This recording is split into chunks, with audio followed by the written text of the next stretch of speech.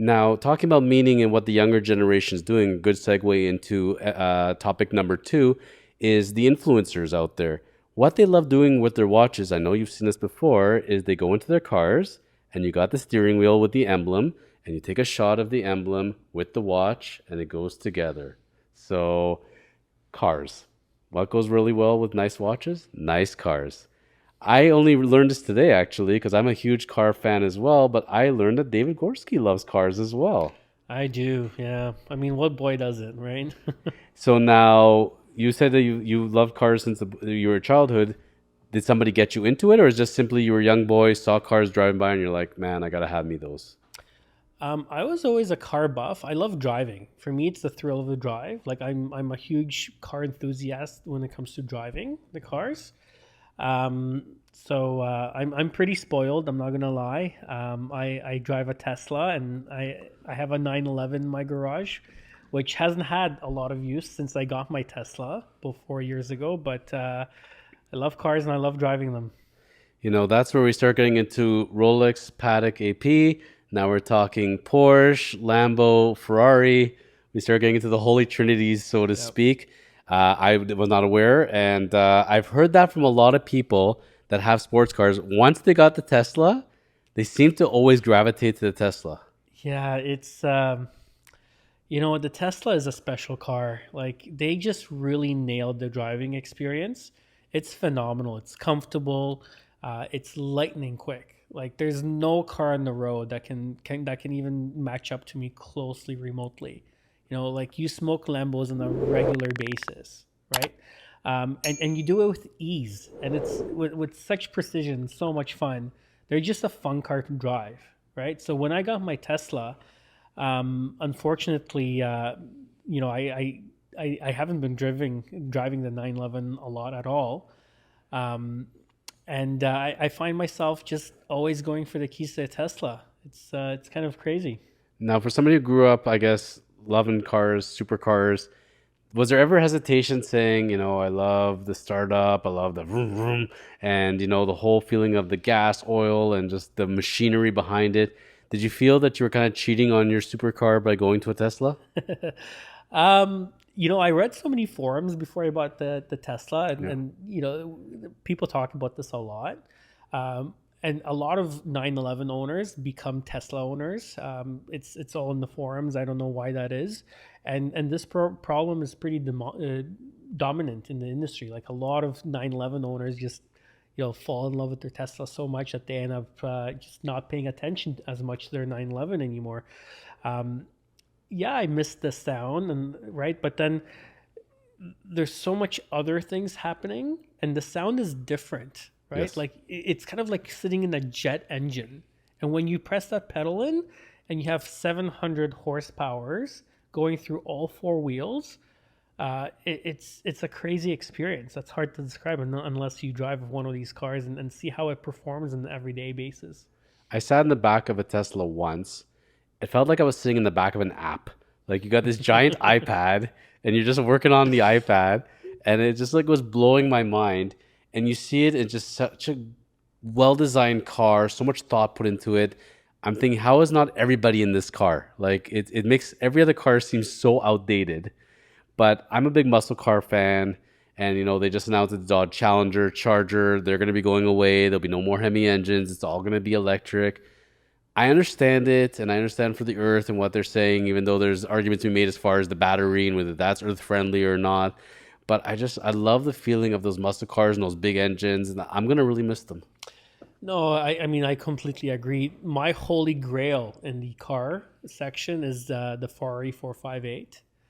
It's a naturally aspirated V8 engine, the last of its kind in the Ferrari super world. They're going with this hybrid gas and electric, right? But I love the 458 because it just represents the naturally aspirated supercars, and the value of those cars over the last 12 months, they doubled in value. When I was looking at them pre-COVID, and you could pick a really nice Ferrari 458 for 250,000 dollars Canadian dollars. Canadian. Now they're at 400,000. $400,000. Like but it shows you that, people appreciate the older, the naturally aspirated, that engine roar. There is something to say about it. I just think that as a regular car, if you're stuck on our Toronto roads, stuck in traffic, going from appointment to appointment to appointment, having the autopilot, having the car do so many functions for you, integrate with your calendar. The new ones will even pick you up from where you are remotely. Like it's mind-boggling technology, and honestly, the drive is second to none. That's hard to beat. In certain categories, I say that people are always one or the other. So in watches, you're either a Patek or an AP. You're not both. I would take a Patek as well. In cars, it's either going to be Ferrari or Lambo. I would choose a Ferrari as well. In music, it's Beatles or Stones, you know? Absolutely. Which one would you choose? In terms of the cars, No, Beatles or Stones, if you had to choose in music. I think I would choose Beatles. I'm a Stones. So we're 2 out of 3 the same. But from the look of it from the car, I do appreciate Lambos, but there's just something so special about the Ferrari.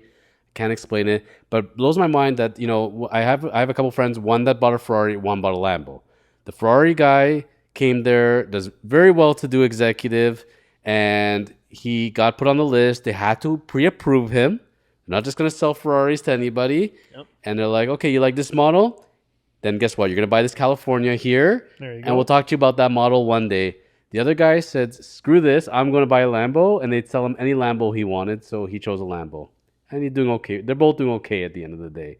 But you were talking about waiting lists, I think it's very similar with Hermes bags. You can't just be put on the list. They also have to prove who you are.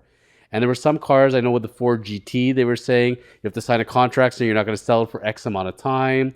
I think with some of the Pateks or APs, or maybe both, that you don't get your papers right away, so you can't flip it with the papers. They're caught on to this stuff. They're aware of the gray market. And it's amazing, the more money you spend on some of the luxury goods, the more money you could actually make and flip on it. Yeah, I mean, it is crazy, but there's a market for it, and clearly people are benefiting from it, right? But I think the moral of the story here is that if you hang on to it over a long time, it will appreciate in value, and you're going to get so much more enjoyment out of it, right? So, part of the things I regret in my life is flipping some properties I probably shouldn't have, right? It's getting rid of some things I probably shouldn't have, and with time and with inflation and with the way things are going, had I kept some of those things, I would have been in a much better position. 1,000%, I could tell you on watches, when I go back and look at the list, if I had kept every single watch, I would have been way, way better off. Way better Absolutely. off. And you being in the real estate industry, when you come to meet a client, either you drive them or you meet them there, either you show up on the Line 11 or Tesla, do you get always a common reaction, do you find? No, I don't. I don't really pay attention to that stuff. I tend to just be me and be authentic, and I don't let stuff like that distract me at all, right? And I think when you're confident and you always act in the client's best interest, that kind of speaks a lot louder than what you're wearing or what you show up in. But it does add to the confidence and to the conversation. And it gets you aligned with the client sometimes. If they're a car buff, and I get so many questions on my Tesla all the time, right? Like all the time. How does it feel? Gas anxiety, battery anxiety, and I get people asking me questions. So it's kind of fun to be able to educate people and tell them what my experience have been and how much I've enjoyed the car. I'm a huge Elon Musk supporter. Love what he's doing with all the projects that he's undertaken. And I think he's going to help humanity in a big way moving forward. And look, at the end of the day, there's some superficiality to it, and people make a conscientious choice as far as where they want to be in life. All I tell them is this: if you want to roll with the big boys and big girls, so to speak, and you pull up to an event, and one's driving a Bentley and one's driving a Lambo, and you pull up, let's say, in some sort of hybrid that's lower end, you feel like you're saving the earth, that's fine. But, is that where you want to be at? You got to ask yourself. And as a professional, again, I think, and especially we deal with a lot of real estate professionals in our industry and with clients, image has a lot to do with it. And I think people have to be very conscientious of that. What is your value system? What are you good with? And what image do you want to portray? And one thing I tell people, you may agree or disagree, but every single thing goes into it. Whether you decide to shave your beard, be smooth, what do you want to do? Are you groomed? Are you not? Whether you get a haircut, how's your hair styled? What's the clothes that you wear? What watch do you put on? What shoes do you put on? What car you drive? Every single thing. People don't know you yet. They make an automatic impression based on that. What kind of impression do you want to make? And especially if you're in a sales business, first impressions are often everything. If they've developed that first impression of you, you may not even get a chance to open your mouth at that point. So I tell people never forget that. And very often they have to see you time and time again to get embedded into the brain. So if they see you consistently at a certain event and you're always looking good and you're looking fresh, you're speaking confidently, you drive a nice car, there's a certain impression of depending on what your target audience is. So that's where, to me, it comes back to, I remember the one friend I enabled them with the Rolex, and it's somebody that's very, price conscious, I would say. I like to say cheap. But I said, that watch is not going to cost you money. It's going to make you money. He's been to so many events where he sat with somebody in a box or on the floors. The other person had on a Rollie. He had on his Rollie. And guess what? That watch has gone up by at least 50% since he got it. So things to think about. Yeah, my watch has gone up more than 50%. Crazy when you think about it, because I mean, we're talking about large sums of money here, right? But I feel like trends are changing in business, and I think it's more important to be yourself and be authentic to yourself than anything else. So that watch that you wear or that car that you drive, it has to speak to you, right? Mm-hmm. And listen, my Tesla was another one of those moments in my life that I treated myself. So I paid off my business when I bought my Tesla, like completely paid it off, where I owed no money in the business that I own. And to me, the first thing I did is I bought myself a Tesla. I paid cash for it. And that was, every single time I get into my car, and I had to work for it too. Like I had a 3-year plan to buy my Tesla, and I knew I'm going to get a Tesla. Every single time I walked by a Tesla store in the mall, I went in. Man, those salespeople probably hated me because I was in there all the time drooling. I call them time wasters. Drooling over these cars. But I had a goal, and my goal was to pay off my business loan. And the minute I paid off my business loan, I went ahead and bought myself a Tesla. The crazy part about buying myself a Tesla for cash was I had an argument with my ex-wife at the time, and I'll never forget this. I said to her, instead of spending this money in a car, I'm gonna buy Tesla shares for exactly the cost of my car, and I'm gonna finance my car. Well, we didn't speak for 3 weeks. And I didn't do it. I didn't follow my instinct. I didn't follow that advice. But had I bought Tesla shares instead of spending that money, those shares would have been worth over $1.4 million today. Yeah. Okay. Right. And there's another story I want to share about my Porsche. So, I bought my Porsche used. It's 2006. I bought it, I think, 11 years ago. I've had it for quite some time now, and I didn't pay much for it.